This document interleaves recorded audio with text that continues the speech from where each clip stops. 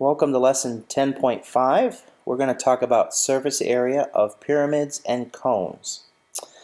Now, the vertex of a pyramid is the point opposite the base of the pyramid.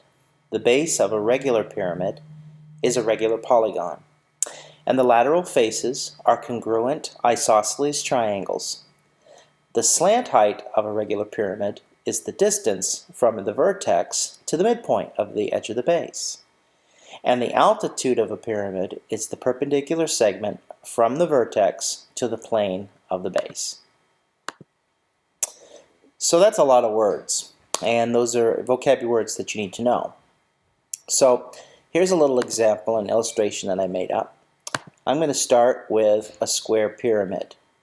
A square pyramid has a base that's a square. It has four sides going all the way around it. And all of those sides, those lateral faces, are isosceles triangles. Now if you look in the center, you see a green dashed line that goes all the way up to the vertex of the pyramid. That line is the altitude, the height. Down in the base, starting from the center of the square to the midpoint of one of its sides, that's the apothem. And then the slant height. What is the slant height? Well, the slant height is, let me rotate this around, the slant height isn't the actual height, but it is the length that comes down through one of the isosceles triangles. So it starts at the vertex, comes all the way down one of the lateral faces to the midpoint right there. So it's the height of the isosceles triangle, or another way of saying it, the slant height is the height of a lateral face, but not the pyramid itself. Alright, here is a pentagonal pyramid. So the base is a pentagon, alright, and we're looking at the various different things. Notice the altitude of the pyramid starts at the vertex, comes all the way down to the center of the pentagon, so that's the altitude. In red, that's the apothem, starts at the center of the pentagon, goes to the midpoint of one of the sides. And the slant height, again, is the height of a lateral face. This has 5 lateral faces, and all of them are isosceles triangles. Now that's really important to know when you're dealing with these regular pyramid bases here. All of the lateral faces will be isosceles triangles. Let's up the sides just a little bit. So here's an octagonal pyramid. The base is an octagon. And so again, we can see starting at the vertex right here, all the way down to the center, that's the altitude. And then starting at the center of the octagon to the midpoint of the side, that's the apothem. And then coming down the lateral face, here's an isosceles triangle, that's one of the lateral faces. This is the slant height. All right. So here's the formula that we use. The lateral area of a regular pyramid with perimeter P, let's zoom in on this just a little bit, and the slant height, we're going to use cursive L to represent the slant height. Capital L is the lateral area, and it's always equal to 1/2 perimeter times the slant height, cursive L. So if I know the slant height, and if I know the perimeter of the base, all I have to do is take 1/2 perimeter times slant, and I have the lateral area. The surface area is the sum of all of the sides, the area of the sides. So surface area is a very simple equation. Capital S is the lateral plus the area of the base. Or another way to say it is 1/2 perimeter L, that's substituting lateral, capital L with this, plus the base.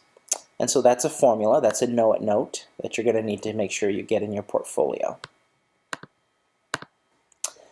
Example 1, finding the lateral area and surface area of pyramids. Find the lateral area and surface area of each pyramid. A regular square pyramid with base edge length 5 inches and slant height 9 inches. So here's a square pyramid. The side length is 5, which makes the perimeter of the base 20, adding up the 5s around. The slant height is 9. So now all I have to do is take 1/2 of 20, that's the perimeter, times 9, and so now I know the lateral area is 90 inches squared. The total surface area will be this lateral plus the area of the base. Since the area of the base, or since the base is a square, well, that's 5 times 5, which is 25. So the total surface area is 115 inches squared. Find the lateral area and the surface area of each regular pyramid, round to the nearest tenth. Okay, what do we know? Well, we want to find the base perimeter and the apothem. The base perimeter is going to be 6 times 4, which is 24, so this is a hexagonal pyramid. Let's look at a hexagonal pyramid here. There we go. Okay, so what do we know? Well, we know that this is 4, so 6 times 4 is 24. Excuse me. And so now we need to find the apothem. The apothem is 2 square roots of 3, and that comes from the fact that you can slice and dice this hexagon up into 30, 60, 90 triangles. So the base area is going to be 1/2 apothem times its perimeter, and that gives me 24 square roots of 3. Now let's find the lateral. Well, the lateral is going to be 1/2 perimeter times slant height. And I know that the slant height is 7, so 1/2 24 times 7 is 84 meters squared. So now the surface area is simply taking the lateral that we found and adding in the area of the base. So 84 plus 24 square roots of 3, that's the exact surface area. And then we type this into our calculator and round up to the nearest tenth, so the approximate surface area is 125.6 centimeters squared. The vertex of a cone is the point opposite the base. The axis of a cone is a segment with endpoints at the vertex and at the center of the base. The axis of a right cone happens to be perpendicular to the base. So therefore, in a right cone, the axis can also serve, or the length of the axis, can also serve as the altitude. However, the axis of an oblique cone is not perpendicular to the base. The slant height of a right cone is the distance from the vertex of a right cone to the point on the edge of the base. The altitude of a cone is a perpendicular segment from the vertex of the cone to the plane of the base. And in a right cone, the altitude, it will be the length of its axis. So here are the formulas that you need to know. These are the know-it notes that you need to have in your portfolio. The lateral area of a right cone with a radius r and a slant height L turns out to simply be lateral area equals pi r times the slant height. So if I know the slant height and if I know the radius, I multiply these two numbers by pi. Pi times r times L. The surface area of a right cone with lateral area capital L and base area B is surface area equals lateral area plus the area of the base. Or saying it another way, surface area is equal to pi times r times slant height plus pi times radius squared. So let's look at example 2. Find the lateral area and surface area of each cone. Give your answers in terms of pi. So a right cone with radius 2 and slant height 3. Here we're just going to use the formula. Substitute in the radius and the slant height. Pi times 2 times 3 gives me 6 pi meters squared because meters are the units. Therefore, surface area is pi times radius times slant height plus pi times radius squared. This is equal to 6 pi plus pi 2 squared, which is 4 pi. And so the surface area is 10 pi meters squared. Part B. Given the following cone, let's find out what L is, the slant height. We know that the axis is 12 feet long and the radius is 5 feet. Well, the axis and the radius and the slant height form a right triangle. Therefore, the Pythagorean theorem is what we can use. So therefore, the slant height, which is the hypotenuse, is the square root of 5 squared plus 12 squared, and that's 13 feet. Now we can find the lateral and the surface. Lateral area is pi times radius times slant height. So this becomes pi times 5 times 13, and that's 65 pi feet squared. Surface area is pi times radius times slant height, plus pi times radius squared. So this becomes 65 pi plus pi times 5 squared, which is 25 pi. The answer is 90 pi feet squared. Exploring effects of changing dimensions. The radius and slant height of the right cone are tripled.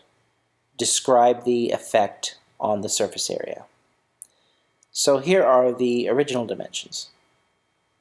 And so I calculate the original surface area based upon the values that they give me. And I get 24 pi centimeters squared. Now, I triple these values. This becomes 9 and this becomes 15.